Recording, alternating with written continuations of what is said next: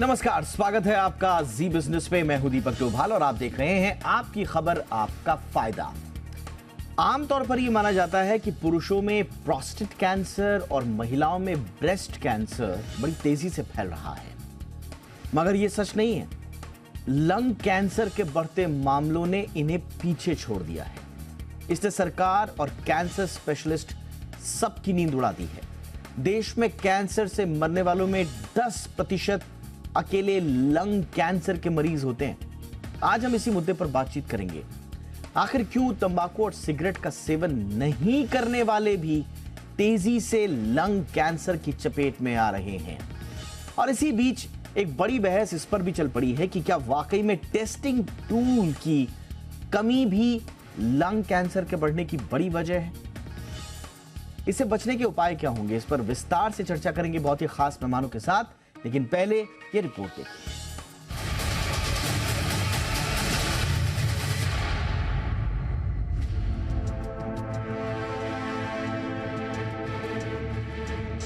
Cancer अपने आप में खतरनाक बीमारी है। नाम सुनते ही रूह कांप जाती है।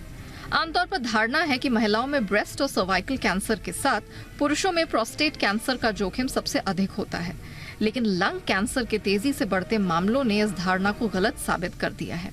देश में कुल कैंसर के मामलों में लंग कैंसर के मामले करीब 7% हैं, तो कैंसर से होने वाली कुल मौत में फेफड़े के कैंसर से मरने वालों का आंकड़ा 9.5% के आसपास है।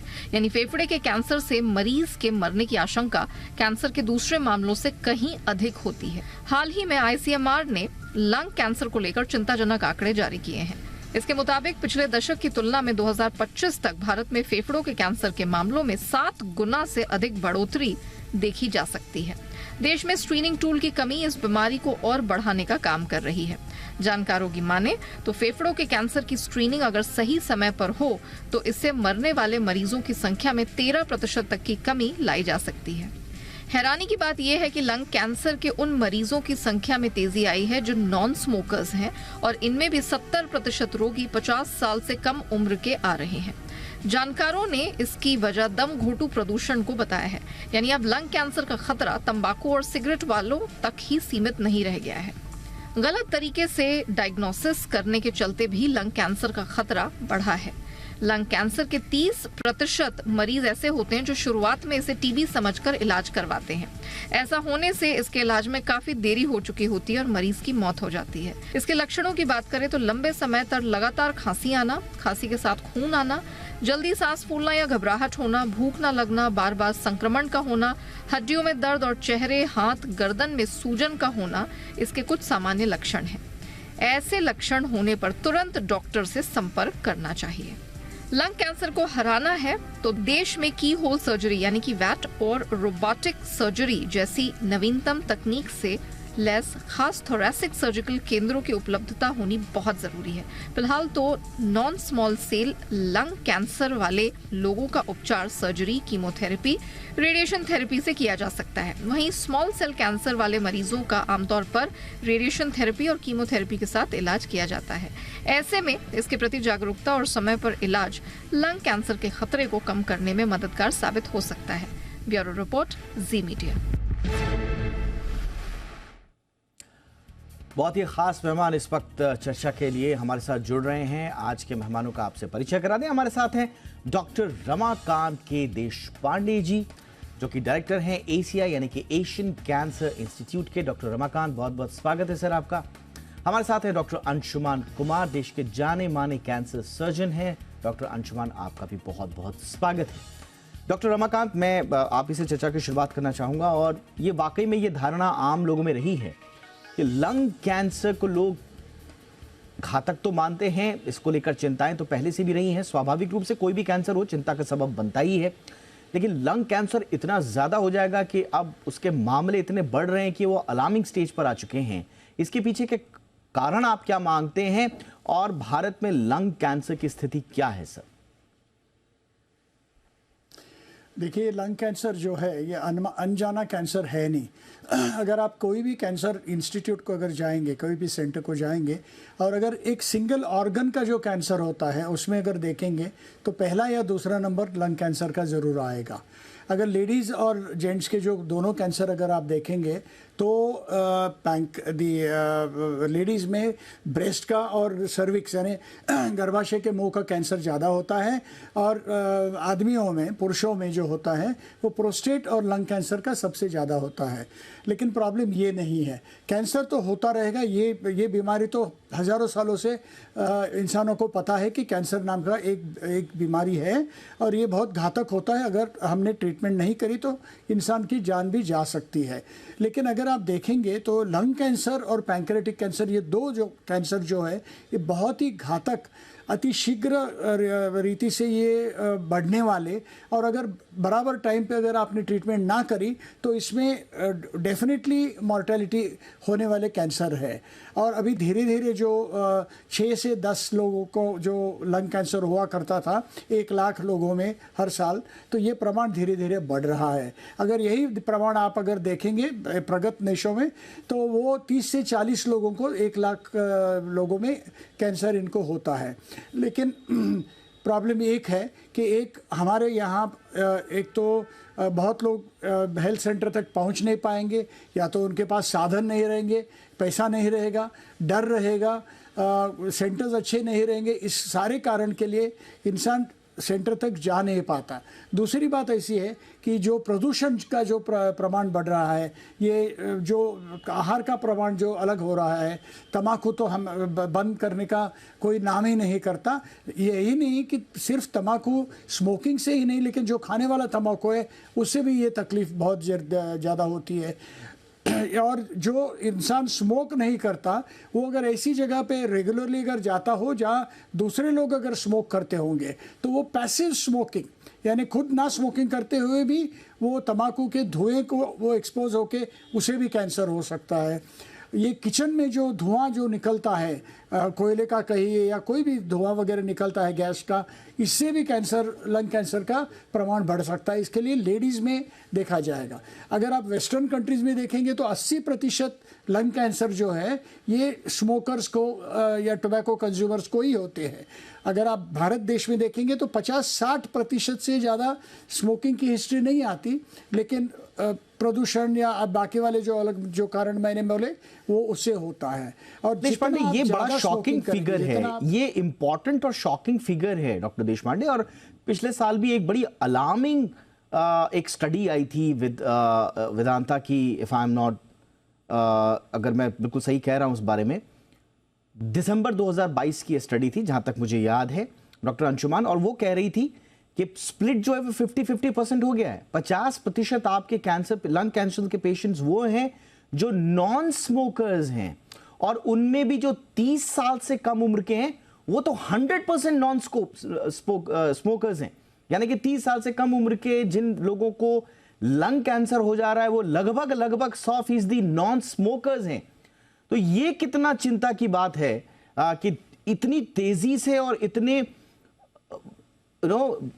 एक डेंजरस तरीके से आगे बढ़ रहा है ये कैंसर का।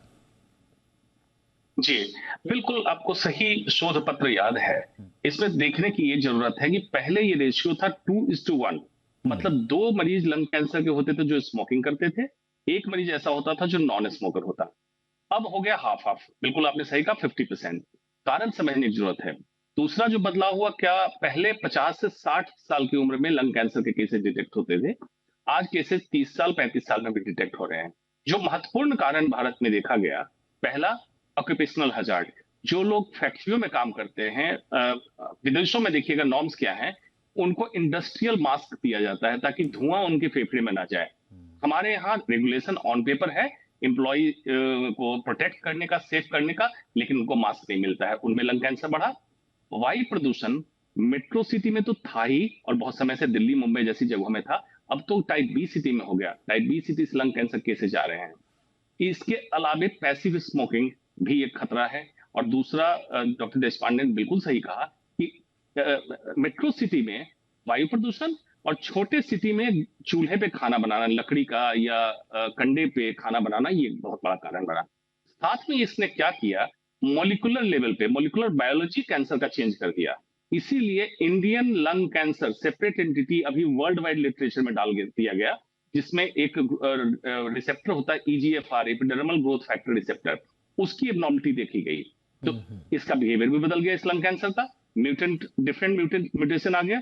तो इन सब चीजों को देखिएगा तो इंडिया में non smoker young and non smoker female, इनमें लंग कैंसर ज्यादा बढ़ा एज कंपेयर टू मेल में भी बढ़ा है, लेकिन नॉन स्मोकर फीमेल और यंग में ज्यादा बढ़ा। तो ये बहुत बड़ा मेनेस, बहुत बड़ा प्रकोप की तरह, महामारी की तरह आ चुका है और लोग इसको समझने को तैयार नहीं है, खास करके इनोसेंट बायस्टैंडर जो हो रहे हैं, जिन्होंने प्रदूषण को कंट्रोल नहीं कर सकते हैं। It's government decision to control और curtail the air pollution. Smoking को छोड़ सकता है अपनी मर्जी से, लेकिन प्रदूषण का क्या करेगा इंसान? ऑक्यूपेशनल हजार्ड का क्या करे? उसको रोटी चलाने, अपनी जीविका चलानी है, इंडस्ट्री में काम करने गया है, उसकी प्रोटेक्शन की जरूरत है। अगर नहीं रोका गया तो ये सच्चाई है, इतना इलाज करने के लिए डॉक्टर अस्पताल होगा, ना डॉक्टर होंगे, इतने मुसीबत पड़ जाएगी। एब्सोल्युटली, बिल्कुल डॉक्टर रमाकांत। एक और प्रॉब्लम देश में ये है, जो प्रदूषण की बात है, शायद हम प्रदूषण को अभी तक निबंधों से बाहर नहीं निकाल पाए हैं। प्रदूषण की बात आती है तो रटे रटाए शब्द बचपन से हमारे डाल दिए जाते हैं। प्रदूषण ये होता है, प्रदूषण इस रूप में होता है, प्रदूषण इस प्रकार का होता है, और वो एक रटंत विद्या की तरह प्रदूषण हमारे जीवन में है। उसको लेकर शायद वो रणनीति नहीं है जो उसको लड़ने को लेकर है। ये इसलिए मैं कह रहा हूं क्योंकि नॉन स्मोकर्स की क्या गलती है कि वो कैंसर की चपेट में आ रहे हैं। अभी लेटेस्ट शोध में देख रहा हूं जिसमें बताया गया है कि मुंबई में एक आम बाशिंदा रोजाना 4 सिगरेट बराबर प्रदूषण ले रहा है। वो नॉन स्मोकर है, लेकिन प्रदूषण में तो उसे सांस तो लेनी है, सांस तो लेना बंद नहीं करेगा। दिल्ली में ये 7 से 8 सिगरेट प्रति बाशिंदा है, और जब पीक आवर्स आते हैं या पीक सीजन जब आता है प्रदूषण का, तो दिल्ली में हम सुनते हैं कि भाई 20-30 सिगरेट प्रतिदिन वहां का बाशिंदा ले रहा है। अब इसमें एज अ सिटीजन हमारी क्या गलती है? हम क्या खुले में सांस लेना छोड़ दें? तो इसमें आपको क्या लगता है सर कि जो पॉलिसी इंटरवेंशन होना चाहिए, गवर्नमेंट इंटरवेंशन जो होना चाहिए, क्या वो वाजिब है या वो उतना हो पा रहा है जितने की आवश्यकता है? जाहिर है कि पॉलिसी में बहुत बदलाव आ सकता है, लेकिन आप एक बात सोचिए कि प्रगति अगर आपको चाहिए तो वो इंडस्ट्रीज तो आप पूरे बंद नहीं कर पाएंगे, तो वो प्रदूषण तो होगा। इसके अलावा डस्ट जो है, सारे रास्ते अगर आप सीमेंट कर देंगे, सारे रास्ते अगर आप बिटुमन से आप कवर कर देंगे, तो हो सकता है कि ये प्रदूषण कम होगा। ये पॉसिबल है? ये भी मुझे नहीं लगता कि ये पॉसिबल है। सारा कंस्ट्रक्शन आप बंद कर पाएंगे क्या? नहीं है। कंस्ट्रक्शन में रेडॉन नाम का गैस जो निकलता है, वो भी, उससे भी कैंसर होता है, तो वो भी आप बंद नहीं कर पाएंगे। सो ज़्यादातर जो है पोल्यूशन ये निकालना बहुत डिफ़िकल्ट है, लेकिन जो व्हीकल से जो पोल्यूशन होता है, जो एमिशंस जो निकलती है, ये पक्का करने लायक है और करना भी चाहिए। जैसे कि अगर आप गैस से, अगर नेचुरल गैस से, CNG से अगर आप व्हीकल चलाएंगे, तो वो जो कार्बन निकलता है वो तो डेफिनेटली कम होता जाएगा। हालांकि अनेक गवर्नमेंट्स ने इसमें सारे अच्छे स्टेप्स लिए हैं, लेकिन इसमें बहुत सारा अभी भी किया जा सकता है। तो प्रदूषण कम ज़रूर होगा, कम से कम मुझे जो लगता है ना, कम से कम 50% तो कम होना चाहिए। दूसरी बात ऐसी कि प्रदूषण जो है, ये टोबैको का ही जो है, या तो गवर्नमेंट, बहुत सारे स्टेट गवर्नमेंट्स आज बंदी कर लगा चुकी है। आप अगर देखिएगा तो तंबाकू खाने से जो कैंसर होता है, बाकी सारे स्टेट्स में 24-25% लोगों को, यानी जो खाते हैं उसमें से 24-25% लोगों को आपको जानते हैं कि कैंसर हो सकता है। गोवा में ये प्रपोर्शन सिर्फ 10% पे आया है, क्योंकि गवर्नमेंट ने स्ट्रिक्ट पॉलिसी लगा दी है। तो ये हो सकता है। बिल्कुल, ये एब्सोल्युटली आपने सही कहा कि देखिए, जब तक आपने स्ट्रिक्ट पॉलिसीज नहीं बनाई, तब तक और सोचने का नजरिया नहीं बदला। देखिए, जो लोग तंबाकू का सेवन कर रहे हैं उनके लिए तो भयानक रूप से घातक है, ये सब जानते हैं। लेकिन जिन लोगों ने अपनी हेल्थ को देखते हुए, जागरूकता को लेकर ये बाकायदा इस धूम्रपान में या इस तरह की चीज़ों में नहीं पड़ने का फैसला किया, अपनी सेहत को देखते हुए, हम उनकी चिंता ज़्यादा करें। क्या ऐसा हो कि हम एक सुरक्षित वातावरण दे पाए? छोटे से ब्रेक के लिए मैं रुक रहा हूं यहाँ पर। ब्रेक के उस पर थोड़ा और इस पर चर्चा करेंगे, समझने की कोशिश करेंगे कि ये एक इंडिविजुअल लेवल पर ये प्रॉब्लम जो है वो एड्रेस करने की आवश्यकता है, पॉलिसी लेवल पर आवश्यकता है करने की, या फिर एक वर्ल्ड वाइड एक एफर्ट चाहिए। वर्ल्ड वाइड एफर्ट हम देखते हैं, लेकिन कई बार वो बड़े बुकिश से लगते हैं, वो बड़े ऐसे लगते हैं कि बिल्कुल रस्म अदायगी हो रही है। वेबिनार, सेमिनार्स हो गए, 2-4 बातें हमने कर ली और 1-2 गाइडलाइंस निकाल ली, सबमिट करवा लिए और काम खत्म। तो क्या ये रस्म अदायगी ज़्यादा हो रही है कैंसर के मामलों में, या कुछ ठोस करने की आवश्यकता है ताकि मानव जाति को बचाया जा सके? तो कैंसर को लेकर जो आम धारणाएं प्रचलित हैं हिंदुस्तान में कि महिलाओं में ज्यादातर ब्रेस्ट कैंसर और पुरुषों में प्रोस्टेट कैंसर या दूसरे तरह के कैंसर ज्यादा खतरनाक है, ज्यादा प्रिवलेंट है, उसको थोड़ा सा एक रिपोर्ट जो है वो धता बता रही है इस डेटा को और कह रही है कि भाई लंग कैंसर पर फोकस कीजिए क्योंकि लंग कैंसर बाकी कैंसर्स को पीछे छोड़ रहा है। और ये बड़ा ही एक चिंताजनक आंकड़ा हम लोगों के सामने। वक्त रहते क्या कुछ किया जा सकता है, इस पर आज हम चर्चा कर रहे हैं। डॉक्टर अंशुमान, शो पर आने से पहले जब मैं रिसर्च कर रहा था इस बारे में तो एक और आर्टिकल मैंने पढ़ा और मुझे उसमें थोड़ा सा हैरानगी भी हुई।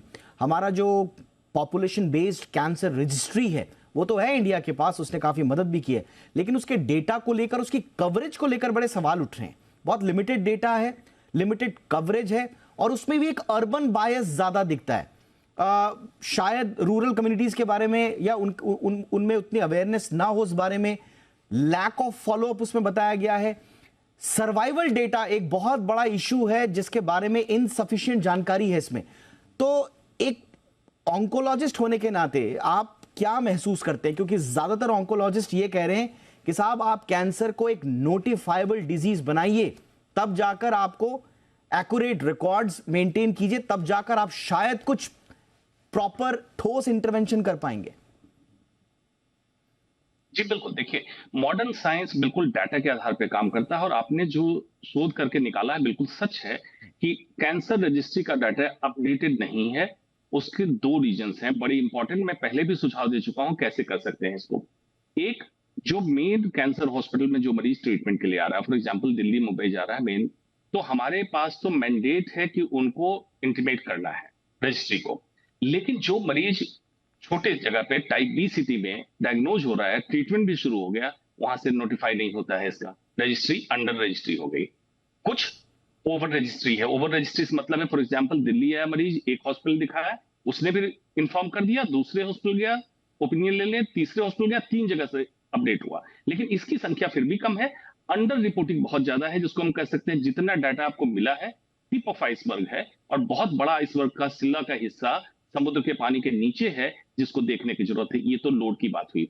अगर ये डाटा नहीं होगा तो आप इंटरवीन क्या करेंगे? पहला इंटरवीन प्रिवेंशन पे जो करना चाहिए वो भी नहीं होगा क्योंकि आपको लोड नहीं समझ में आया कैंसर का लोड है कितना। प्रिवेंशन पे इंटरवीन पोल्यूशन कम हो सकता है, जिसमें मैं बता दूं 3-4 अहम मुद्दे पॉइंट। एक तो देखिए कंस्ट्रक्शन में PM10 ज्यादा निकलता है। नॉर्म्स है कि जितना एक्सपेक्टेड कार्बन फुटप्रिंट जनरेट होगा उससे ज्यादा पहले ग्रीनरी तैयार कीजिए। डस्ट प्रिवेंट करने के लिए ग्रीन कार्पेटिंग कीजिए, वाटर स्प्रिंकलिंग कीजिए। ऑन पेपर है, ऑफ पेपर आप जाके देख सकते हैं नहीं हो रहा है। ओपन कचड़े का ढेर दिल्ली में 50 मीटर और 100 मीटर के हाइट का बना हुआ है। थोड़ी तेज हवा चली, PM10 स्प्रेड हो गया, आपके शहर में फैल गया। रोड के किनारे कचरा पड़ा हुआ है, गाड़ियां जा रही है, PM10 बढ़ रहा है।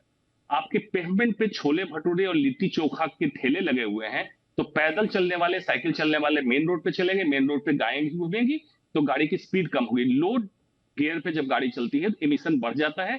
बेंजीन और 2.5 PM2.5 ज्यादा इमिट होगा, पोल्यूशन बढ़ेगा और ये लंग कैंसर का कारण है। तो इसके डाटा को प्रूव करने के लिए आपको ये जब समझेंगे, जब इसका इम्पैक्ट समझेंगे कि पब्लिक लाइफ पे कितना है, तब आप इस पे रोक लगा पाएंगे, तब आप समझ पाएंगे कि कैंसर इकोनॉमिक्स क्या है। अगर इसको रोकेंगे तो कितना कंट्री का रेवेन्यू बचेगा, कितना लाइफ हम बचा सकते हैं, ये बहुत रिमार्केबल हो जाएगा। ये आपने बहुत इंपॉर्टेंट बात बोली, कैंसर इकोनॉमिक्स को आपको समझना होगा। देखिए अगर आप किसी स्थिति की, किसी बीमारी की, किसी संकट की भयावहता का अंदाजा लगाना चाहते हैं तो उसको बिगर पर्सपेक्टिव में उसके इम्पैक्ट का असेसमेंट कीजिए। और जो टर्म कॉइन किया डॉक्टर अंशुमान ने कि कैंसर इकोनॉमिक्स को समझना होगा, पॉलिसी में जो बैठे हुए लोग हैं उनको कैंसर इकोनॉमिक्स तभी पता चलेगी जब कैंसर रजिस्ट्री में प्रॉपर सफिशिएंट डेटा आएगा, उसमें कोई रूरल या अर्बन बायस नहीं होगा, जो कवरेज है उसका वो ज्यादा बढ़ेगा। जितनी ज्यादा रिपोर्टिंग होगी उतना अच्छा डेटा, जितना अच्छा डेटा उतनी अच्छी रणनीति। डॉक्टर देशपांडे, आप इसमें कुछ जोड़ना चाहेंगे सर? नोटिफाइबल डिजीज अगर इसको मैंडेटरी कर दें तो क्या कुछ बदलेगा? देखिए ये कैंसर का जो इकोनॉमिक्स है, इसकी बहुत बढ़िया कारणी मीमांसा जो अंशुमान जी ने प्रस्तुत करी हैं, इस पे थोड़े 2-4 और चीज़ें बोल सकते हैं। नोटिफाइबल डिसीज़ तो करना उतना मुश्किल नहीं है, बहुत ही आसान है। एक नेशनल कैंसर रजिस्ट्री होती है जो पॉपुलेशन बेस्ड, यानी लोगों में कितना कैंसर है ये देखने के लिए होती है, और उसके साथ साथ हॉस्पिटल कैंसर बेस्ड रजिस्ट्री जोड़ के हो सकता है। देखिए प्रगत देशों में, अमेरिकन देश, अमेरिका कहिए, इंग्लैंड कहिए, यूरोप में सारे के सारे देश कहिए, वहाँ एक सिटीजन रजिस्टर होता है। वो सिटीजन, हर एक सिटीजन की एक आइडेंटिटी नंबर होगा। अगर वो कोई बीमार होगा, अगर जाना है तो पहले उसका नंबर रजिस्टर होगा, उसको क्या बीमारी है भला वो रजिस्टर हो, नोटिफाइबल डिसीज हो या ना हो, आप बिल्कुल जैसे उसका नाम लग गया, उसका रजिस्ट्रेशन नंबर लग गया और उसका डायग्नोसिस जो लग गया, तो आप न्यूयॉर्क में बैठ के या वाशिंगटन में बैठ के आप पता कर सकते हैं कि भाई हमारे 24 करोड़ के आज सिटीजन में कितने लोगों को क्या बीमारियां हैं, ये बैठ के आप कर सकते हैं। टेक्नोलॉजी, सारी डिजिटल टेक्नोलॉजी हमारे पास है, बस नहीं है वो नंबर नहीं है आज के दिन पे। हो सकता है कि जैसे टाइम जाएगा वो होता जाएगा, तो ये बात है। तो जैसे हमारे पास ये डायग्नोसिस हाथ में आते जाएंगे तो फिर बाद में क्या होगा कि इनकी स्टेज कौन सी है। कोई भी बीमारी, सिर्फ लंग कैंसर नहीं, कोई भी कैंसर जो है वो जल्दी वाली स्टेज में अगर आप डायग्नोसिस करेंगे, स्टेज 1 या स्टेज 2 में करेंगे, तो उसका इलाज क्यूरेबल स्टेज में आप ले आ सकते हैं। यानी क्यूरेबल, इसका मतलब क्या है, आज आपकी 5 साल अगर आप बच्चे की तरह जिए तो फिर आपकी लाइफ स्पैन जो है नॉर्मली डिसेबिलिटी होती है। स्टेज 1 में अगर बराबर ट्रीटमेंट होगी तो 80 to 90% लोगों की लाइफ स्टाइल नॉर्मल हो जाएगी, लाइफ लेंथ नॉर्मल हो जाएगी। स्टेज 2 में ये इमीडिएटली फॉल होके 50 to 60% पे आएगी। स्टेज 3 में 30% आएगी, और स्टेज 4 वाला कोई भी मरीज 5 साल से ज़्यादा नहीं जी पाएगा। तो इसका मतलब है जितना हो सके उतना हमें जल्दी से जल्दी वाले स्टेज में इनको डायग्नोसिस करना है। तो एक प्रतिबंध करना है, यानी टोबैको बंद करिए, जितना प्रदूषण कम हो सकता है उतना करिएगा, लोगों में पब्लिक एजुकेशन दिलवाई। सबसे जो महत्व की जो चीज़ है वो पब्लिक एजुकेशन। आदमी अगर समझ जाएगा तो गलतियां नहीं करेगा या कम करेगा, तो ये बात बहुत जरूरी है। तो प्रिवेंशन करना सबसे बेहतर रहेगा। बिल्कुल सर, ये प्रिवेंशन बहुत इंपॉर्टेंट होगा। हमने एक मकाम तो हासिल किया, ये दुर्भाग्यपूर्ण मकाम है कि हमारे यहाँ जो स्मोकर्स और नॉन स्मोकर्स के बीच में जो रेशियो होना चाहिए 50-50 का, वो दुनिया में अगर आप देखेंगे उससे 20 साल पहले हमारे यहाँ इंडिया में आ गया। तो ये तो बड़ा दुर्भाग्यपूर्ण मकाम हमने हासिल किया है। लेकिन अगर हम अभी भी समय रहते अगर इंटरवेंशन करें, अच्छे से पॉलिसीज बनाएं, नीति बनाएं, तो अच्छे मकाम भी हम हासिल कर सकते हैं। जाते जाते डॉक्टर अंशुमान, क्योंकि प्रॉब्लम सबसे बड़ी यही है कि लोगों को पता ही नहीं चलता है कि वो कैंसर, लंग कैंसर के शिकार हो रहे हैं या होने जा रहे हैं या उसके लिए संवेदनशील हैं, तो क्या करना चाहिए एक व्यक्ति को कि वो समय रहते चेत जाए और उसको सीरियसली ले? बहुत बढ़िया। देखिए, स्क्रीनिंग पॉलिसी हिंदुस्तान में लंग कैंसर की नहीं है। 2 चीजें करनी है। जापान ने बड़ी अच्छी टेक्निक, प्रोटोकॉल निकाला, लो डोज सीटी, LDCT। एक तो इसको स्क्रीनिंग पॉलिसी में ले आना चाहिए ताकि कैंसर, लंग कैंसर स्टेज 1 में डिटेक्ट हो।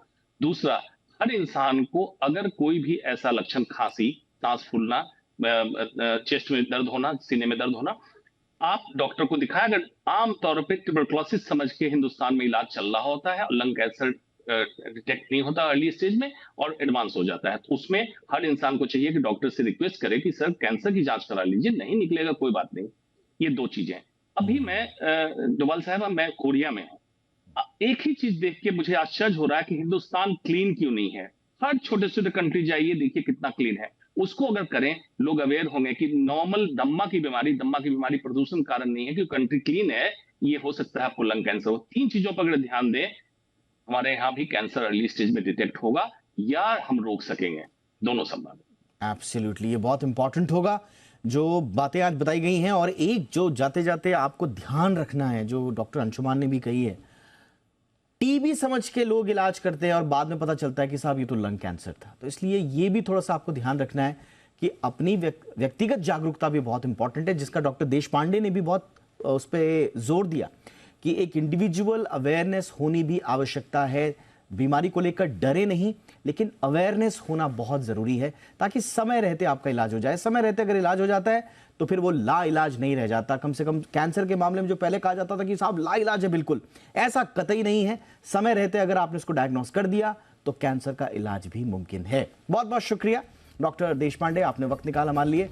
Doctor Anshuman, thank you so much, आपने भी वक्त निकाला हमारे लिए। आपकी खबर आपका फायदा में इतना ही, इजाजत दें, नमस्कार।